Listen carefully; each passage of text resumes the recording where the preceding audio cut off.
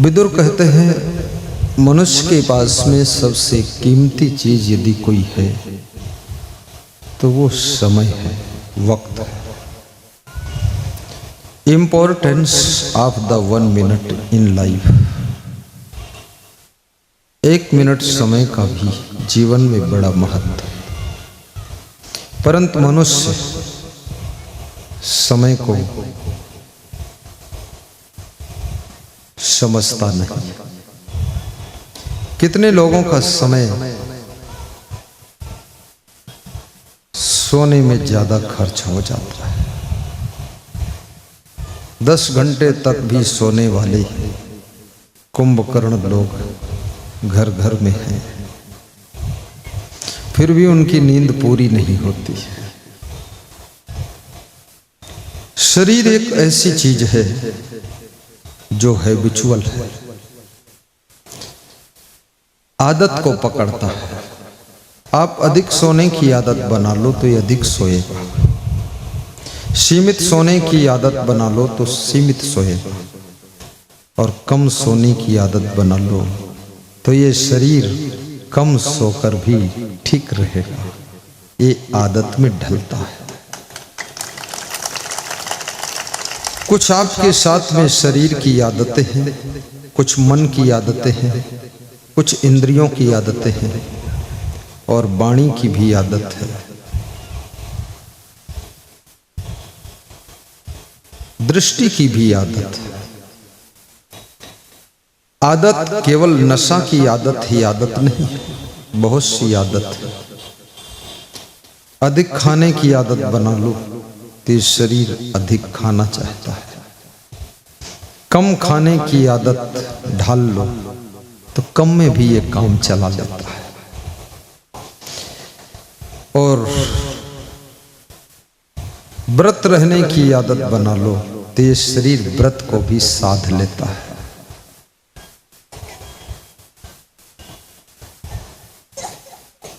हल्की फुल्की बीमारी में काम करने की आदत बना लो, बीमारी पड़ी रहती है और काम करते रहते हैं। छोटी सी बीमारी में लेटने की आदत बना लो, बस एक छींक आ गई बस तुम बेहोश गिर गए, फिर 3 दिन पड़े रहोगे। आदत से जीवन बंधा हुआ है। जोर जोर बोलने की आदत बना लो, बिना जरूरत भी जोर ही बोलोगे। लोग कहेंगे धीरे बोलो तो तुम कहोगे हमारी आवाज ही ऐसी है। लेकिन जब कोई गलत सलाह करते हो तो धीरे बोल के कर लेते हो। फिर आवाज कहां चली गई। अपने शरीर को, मन को, तन को, वाणी को, स्वभाव को जैसे तुम ढालना चाहो वैसे ढाल सकते हो, और इसके परिणाम बड़े विचित्र हैं। आपके स्वभाव का भी फल आपको मिलता है। अच्छा स्वभाव बनाने में पैसा नहीं खर्च होता, लेकिन अच्छा स्वभाव यदि बन जाए तो पैसा बहुत मिलता है, बिजनेस भी बहुत चलता है, सफलता बहुत मिलती है, और सम्मान भी मिलता है।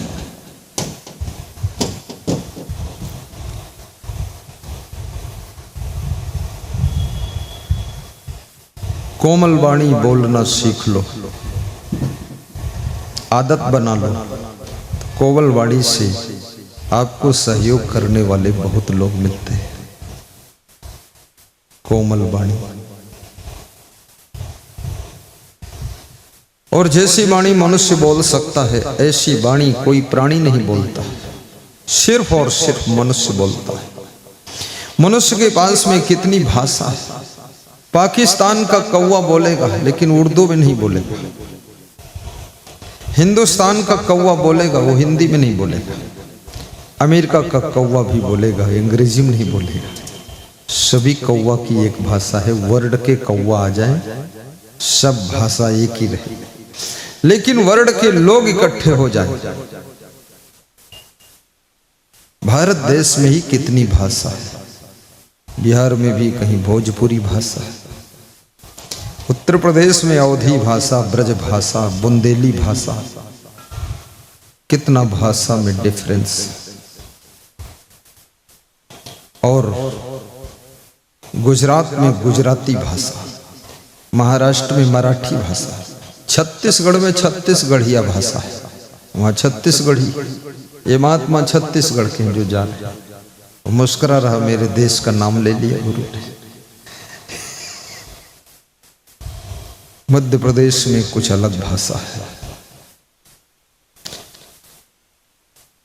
तेलंगाना में तेलुगु भाषा है, आंध्रा में भी तेलुगु है, तमिल भाषा तमिलनाडु में, विभिन्न भाषा है। मनुष्य एक ऐसा व्यक्तित्व है जो अनेक विचित्र विचित्र भाषाओं को भी जन्म देता है, नई नई भाषा को भी रिसर्च करता है। और भाषा अपने भावों को व्यक्त करने का एक माध्यम है। यदि आपको इंग्लिश आती है, इंग्लिश लैंग्वेज टॉकिंग आती है, तो आप पूरे वर्ल्ड में कहीं भी जा सकते हो। इंग्लिश वर्ल्ड लैंग्वेज, हिंदी केवल 5-6 प्रदेशों में हिंदी है। मैं उड़ीसा गया तो वहां जलेबी जैसे अक्षर लिखे हुए थे, जैसे जलेबी होती ना ऐसे घुमाओ था, तो जलेबी कट बोर्ड देखा तो एक अक्षर पढ़ ही नहीं पाया मैं। तो मैंने पूछा कि जहां जाना है वो बोर्ड में पढ़ ही नहीं पा रहे अपन लोग। फोन करके भगत को बुलाया, बोला ये उड़ीसा की भाषा उड़िया भाषा है, इसमें अच्छे अच्छे को दिमाग उड़ जाता है। तो मैंने कहा हम लोगों का भी उड़ गया, अब तुम्हारे दिमाग से काम करेंगे। बहुत भाषा है, भाषाओं पर भी आपका कंट्रोल हो। श्रीमती इंदिरा गांधी 13 भाषा बोल लेती थी, विवेकानंद 4-5 भाषा बोलते थे। और भाषा सीखना कठिन नहीं, तुम्हें जरूरत नहीं इसलिए तुम नहीं सीखते। तुम्हें जरूरत हो तुम 10 भाषा बोल सकते हो। ऐसा नहीं है कि बहुत बुद्धिमान लोग भाषा बोलते हैं, विभिन्न भाषा, तुम उनसे कम बुद्धिमान नहीं हो। तुम्हें आवश्यकता पड़े तो तुम सब भाषा बोल दो। जरूरत पड़ने पर व्यक्ति भाषा सीख लेता है। तो वाणी को भाषा का आभूषण पहनाना पड़ता है। और वाणी बड़ी विचित्र वाणी है।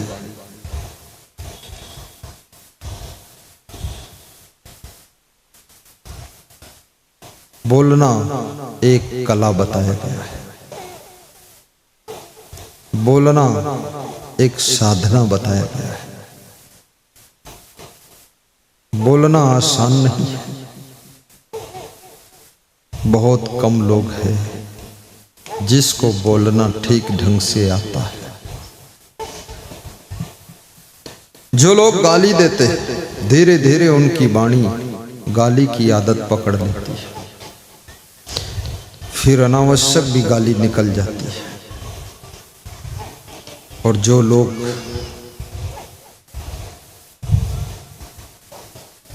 आलस्य की आदत बना लेते हैं,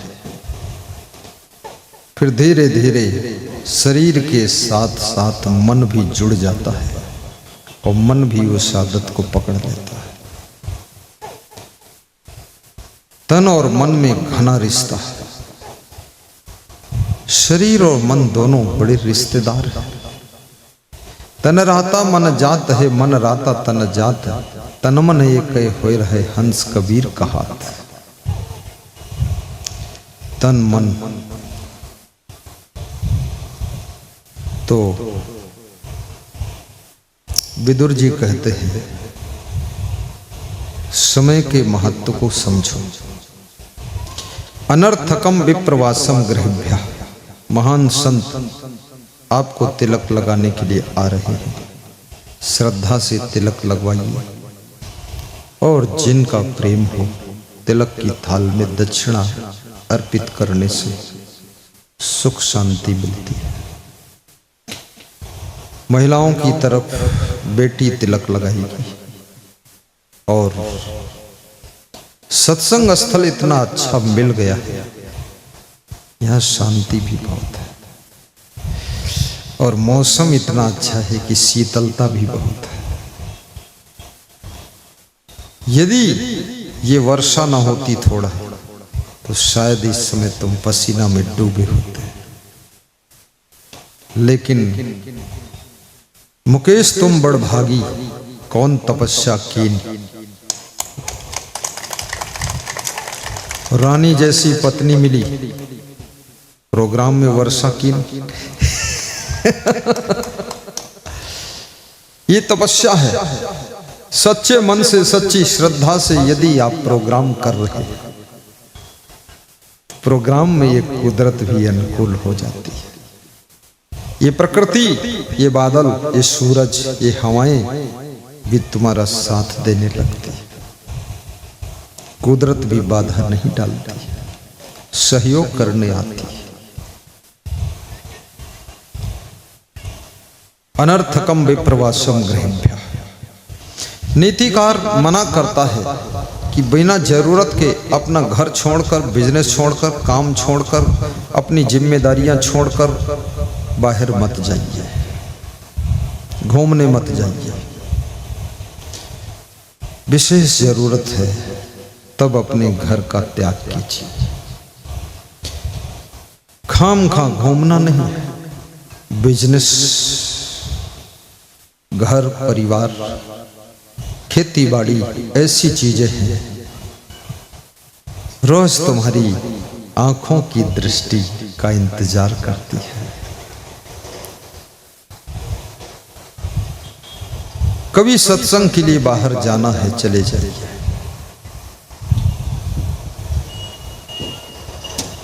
चारों धाम की यात्रा करना है।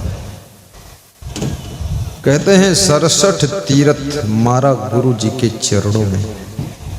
67 तीर्थ, जहां पर सत्संग है, भक्ति है, सेवा है, प्रेम है, वहीं चारों धाम है। आप चारों धाम के लिए बहुत मेहनत करते हो, लेकिन अपने घर को चारों धाम बनाइए। घर को जब तुम प्रेम से भर दोगे, भक्ति से भर दो, सेवा से भर दोगे और सत्संग से ओतप्रोत कर दोगे, तुम्हारा घर चारों धाम से कम नहीं है, चारों धाम से कम है।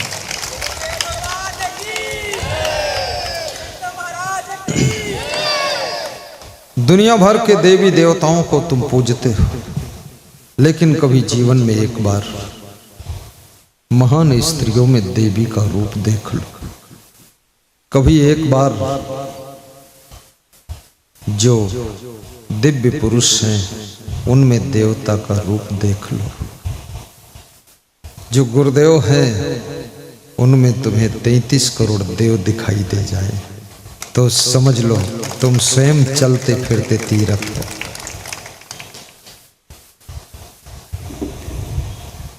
वास्तव में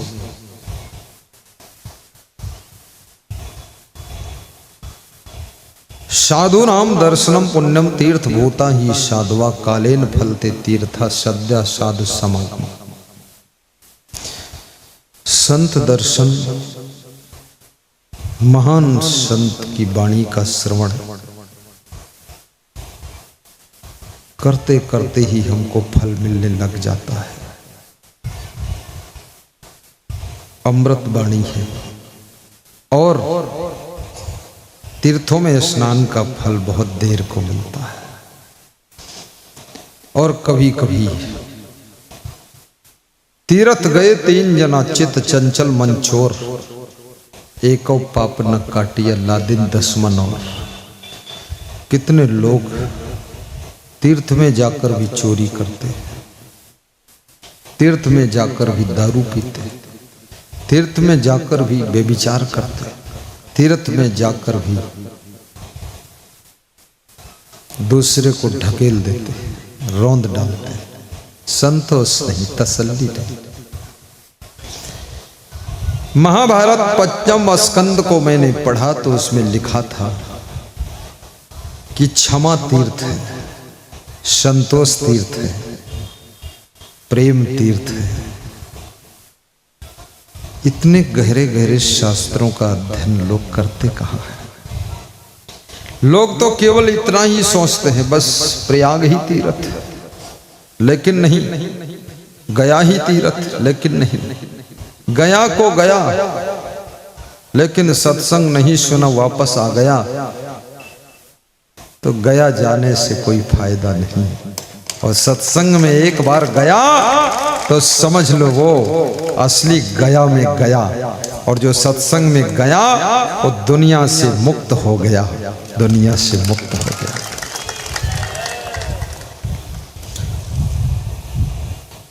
तीर्थों से सभी संत महात्मा अपना अपना बोरिया बिस्तर बांधकर विदा हो जाए, तीर्थ का भी महत्व घट जाएगा।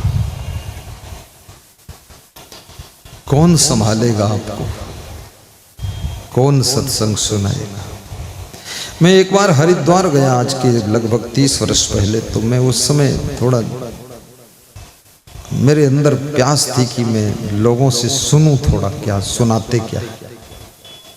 तो 10-20 आश्रमों में गया कुछ सुनने के लिए। तो वहां एक आदमी हमको मिलता था, मोटा सा डंडा लिए हुए, गेट कीपर जिसको कहते हैं इंग्लिश में, गेट कीपर, और पूरा सोना आश्रम। तो मैंने कहा यहाँ सत्संग कब होता है? बोले यहाँ सत्संग नहीं होता है, और महाराज जी जो है वो बाहर चले गए, ताला बंद है, और आप जो है, हमने कभी तो होता होगा ना।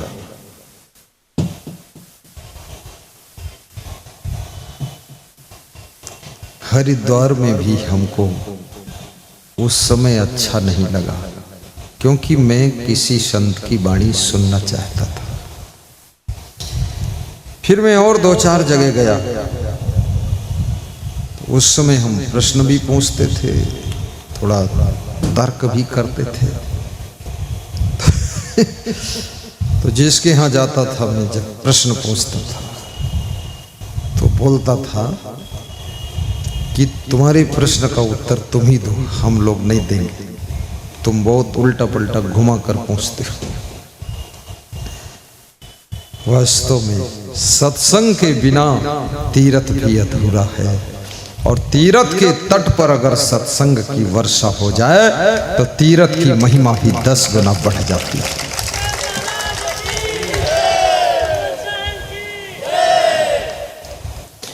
और तीर्थ पर जो साधु संत आश्रम या कुछ बनाकर रहते हैं, मंदिर बनाकर, उनको तीर्थ यात्रियों की सेवा करना चाहिए।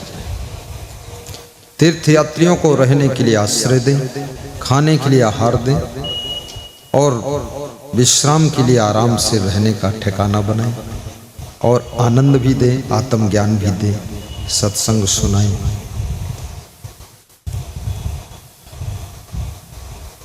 मैं प्रयाग में जब कुंभ में गया तो मैं सोचा यहाँ सत्संग सुनने तो कोई आएगा नहीं, सब डुबकी लगाएंगे, घर चले जाएंगे। लेकिन प्रथम दिन ही सत्संग में जब बैठा तो पूरा पंडाल खचाखच फुल हो गया। मैंने कहा बात क्या है? कई लोगों से मैंने पूछा तुम डुबकी लगा के क्यों नहीं चले गए? अरे बोले डुबकी हम बहुत बार लगा लिए हैं, हम तो तुम्हारे दर्शन के लिए आए हैं, और डुबकी साथ में लग जाएगी, और नहीं लगेगी तो घर में लग जाएगी। हमको तो गुरु की वाणी सुनता। सत्संग को तुलसीदास ने प्रयागराज तीर्थ कहा है। तुलसीदास कहते हैं एक तो जड़ तीर्थ है जो इलाहाबाद में है, यूपी में है, प्रयागराज, हरिद्वार, पुष्कर, द्वारिका, सोमनाथ, गिरनार और काशी विश्वनाथ, अयोध्या, ये जड़ तीर्थ है, लेकिन दूसरा जंगम तीर्थ है जिसका नाम सत्संग है, और वो चलता फिरता तीर्थ होता है जो कि पटना में आया है तीर्थ, और यहाँ पर वो तीर्थ सबको स्नान करा रहा है।